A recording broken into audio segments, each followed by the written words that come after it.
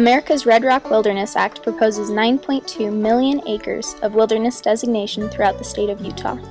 These areas are spread throughout the state and include such regions as Book Cliffs, Canyonlands Basin, Dinosaur, Dirty Devil, Grand Staircase Escalante, Great Basin North, Great Basin Central, Great Basin South, Henry Mountains, Moab LaSalle, San Juan, San Rafael Swell, and Zion Mojave. The Red Rock Wilderness Act has been introduced and reintroduced to the House of Representatives since 1989, but throughout this 22-year period, it has gained little ground, only reaching as far as referred to the committee.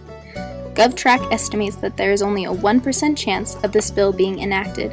With only 118 House co-sponsors and 14 Senate co-sponsors for Red Rock Wilderness, it is easy to understand such a meager outlook.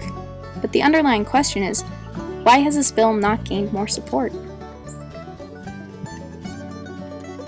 The 1964 Wilderness Act states, "A wilderness, in contrast with those areas where man and his own works dominate the landscape, is hereby recognized as an area where the earth and its community of life are untrammeled by man, where man himself is a visitor who does not remain."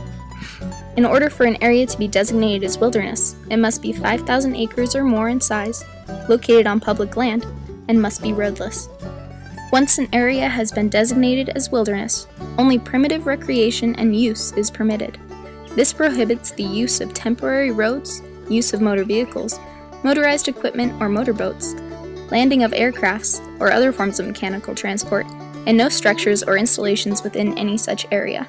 These restrictions are meant to preserve the natural conditions of an area and to ensure the imprint of man's work is substantially unnoticeable.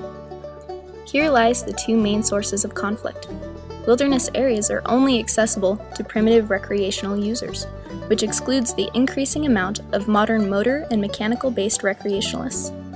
Online groups like Utahns Against Red Rock Wilderness Act demonstrate a large population of individuals who want these areas to remain open for all types of activities, motorized and non-motorized. Another anti-wilderness push comes from individuals and companies who desire to mine and drill in these areas for resource extraction, which wilderness designation prohibits.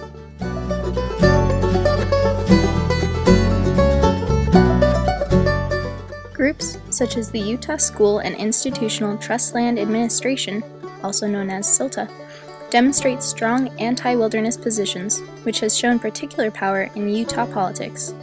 Groups like this and their interests of state and private economic gain strongly influence Utah's politicians, which shows in the fact that there is not a single Utah House or Senate co-sponsor of the Red Rock Wilderness Act.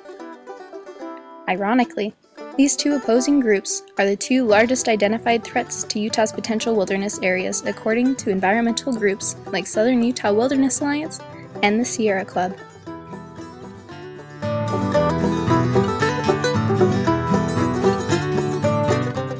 Off-road vehicles and resource extraction create temporary and permanent roads and install man-made structures which would remove all potential of a wilderness designation.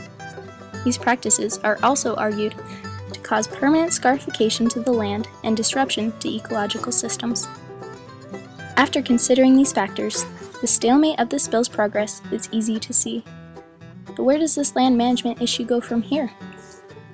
I suggest a compromise from both parties, in which a more diverse management plan can thrive, with zoning to encompass all activity types.